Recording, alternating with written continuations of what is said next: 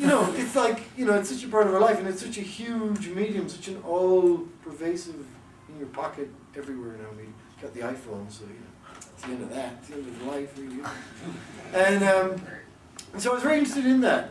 And so I think that's one of the things that prevented me from becoming a dinosaur, because, you know, I could very easily be one of those guys who's like, oh, I wish about back in the old days, TV spots were awesome. They weren't actually that awesome. You know, it wasn't that interesting.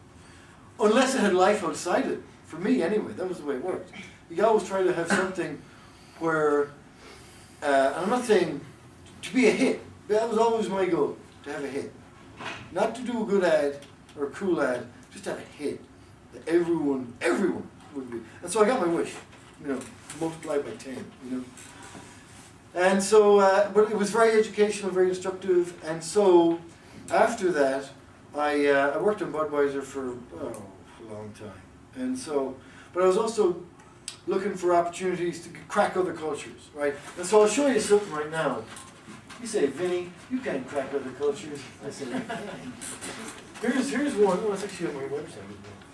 Here's a good example of this. Of, you know, that isn't. This is our website. See all the white space? Isn't that lovely? So what we've done. So here's a good story for you, right? So 3 years ago, we go to Volkswagen Germany. Want somebody from America to come over and try and help do an ad for Germany, right? Apparently that's a problem. I don't know why. You know, maybe for the same reason that McDonald's here doesn't do good advertising. You know, so they wanted an outsider point of view, and getting the outsider point of view apparently necessitated me, my partner, and 2 Dutch guys and a Canadian going to Berlin for 2 weeks in the summer and drinking our faces off every day. But it was great fun. And we had an awful lot. We went to the Volkswagen factory, various. So anyway, along the way, I was thinking, when I got there, I was like, this sounds like great fun. Then we get there, and we go to the factory in Wolfsburg, which I highly recommend. It's great. You know, I love a visit to the Volkswagen factory. Do it if you get a chance. And so we're there, and I'm like, it hits me. I don't know anything about Germany beyond the obvious. You know, they were in the war and they lost it. And you know what I mean? And they're good at Formula 1. So that was kind of the extent of my. So I kind of like I was trying to come up with a theory about Germany, because I don't speak German, so there's going to be no bloody dialogue in our commercials that we do.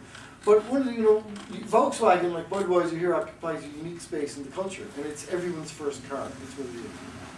And so I was with these Dutch guys who've since become good friends, and they worked at TDB Amsterdam, and they were telling me about German, Volkswagen, and all this sort of stuff. And I was kind of like developing a soft spot for Germany. I don't know why, but I was. And Germans in general. And so I won't go into the whole theory, but the whole theory, my basic theory was like, you know, Germany's kind of, okay, they you know, undeniably, they were on the wrong side of World War II. Hitler, a bad thing, you know, no one's going to disagree with that. But I was thinking, well, you know what, maybe they've had enough of this. Maybe they've, you know, maybe the Germans need to get a little chill, it was their grandparents who did this. The generation of Germans now, this is what gave me to me, was the generation of Germans who are there now, they're like, yeah, the war, that was a long time ago, wasn't it? Not really connected to us. Don't expect us to feel guilty about it. It's kind of interesting. They were the first generation to have that thing. So that made me go, well, you know what, Germany, you should get a break. Well, you should get a break to your Volkswagen advertising. Now my idea was that to give Germans, now this is not really, again, I should preface by saying this is not really represented in the commercial, but my whole campaign idea was, Volkswagen is a symbol of German post-war recovery, and it's very close to their hearts. So let's give it, you know, let's make them feel good about it, right? That was our overarching strategy. So we had things like, we were going to do a TV show where we were going to and this actually happened since then, over here.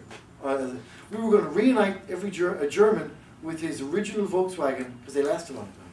And we were going to refurbish it, and we were going to show up at his doorstep with the Volkswagen from 1982 on a truck, and everyone who worked on the line making the car, we're all going to have a big party. And it was going to be called your first car, right? And so that kind of thing. With all that sort of stuff, you know, make Germans feel good about Volkswagen, and so make them feel proud about a thing they can be proud of, a German thing they can be proud of. Now this is not, that's not in this commercial. But what's in this commercial is the guy, the kid that's in this commercial, you'll notice he's got blonde hair, right? Everything we did was like going to be real German. I never knew this, by the way. This is all, they'd known this, they would never would have done it. So we did this commercial, right?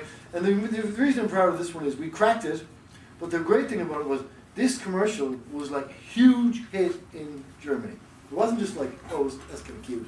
No, they loved it, right? So we're kind of...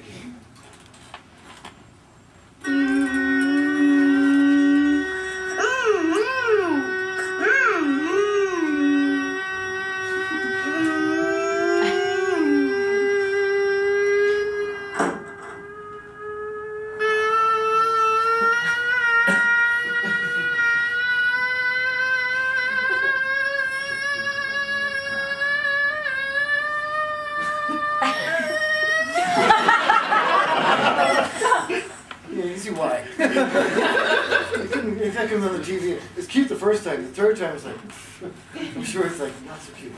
But they did like it. It was a big hit. So you know, and that's the way I look at it. Like if I was to go to London to work on Budweiser, which I also did, to go work to crack Budweiser for the UK market, I'd look at it like I would have the outsider advantage that too. You know what I mean? But I think that's a good thing to have. You know what I mean? And however you can do that, it's always a good thing. And I mean, obviously you can't have it all the time. You can't. Your career can't be going to different countries every week, working on products you know nothing about.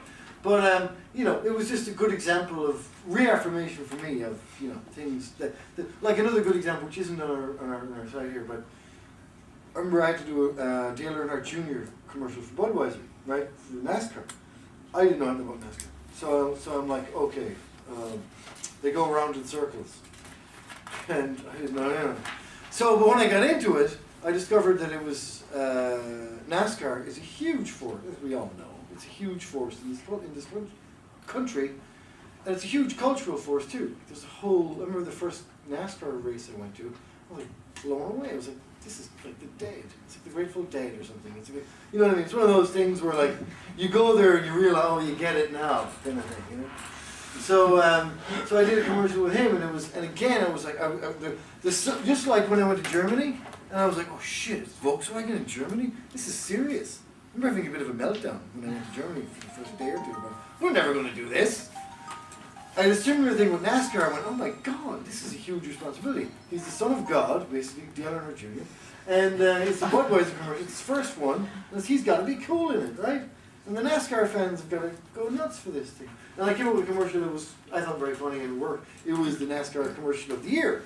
You know, that was, they all voted online and went, yeah, I did it. So, but again, like I didn't know about NASCAR. I think that kind of helped. If I'd been in NASCAR, I would have been like, oh, I know all about it, and it wouldn't have been as fresh. You know? So I think it's a good thing to do to bear that in mind. You know, to come at things as fresh as you can and use what you have, be it your ignorance, because ignorance equals freshness. You know what I mean? You know, if you don't know anything about it, it's all, oh, really? I didn't know that. They put that on the bagel? I didn't know that. So that was it. So let me. I'm just trying to think of what can I show you that would be really interesting. Okay, here's a good example. That's we did like way too many of these commercials. There was up commercials, but the ones that are significant to me is this one. This is a good example. There were sub commercials. You know, I always figured we could get a year out of it, right? Before people just were taking machine guns to us and killing us. So what I did was we went from Super Bowl to yeah, it was. Yeah. Okay, Super Bowl, kind of, basically. And in the process, in that year, we flushed through the culture, and we reached a high point, and then it was precipitous fall off, right? And I knew this was coming, right? Because this is not the first time this happened. Yeah, something was crazy, and then all of a sudden, that was last year. So you become the butt of jokes, then, pretty much, like James Blunt. Poor old James. And so I was like, I knew this was coming. So my thing was, there was all these parodies. There was this white guy parody. What are you doing? And all this sort of stuff. And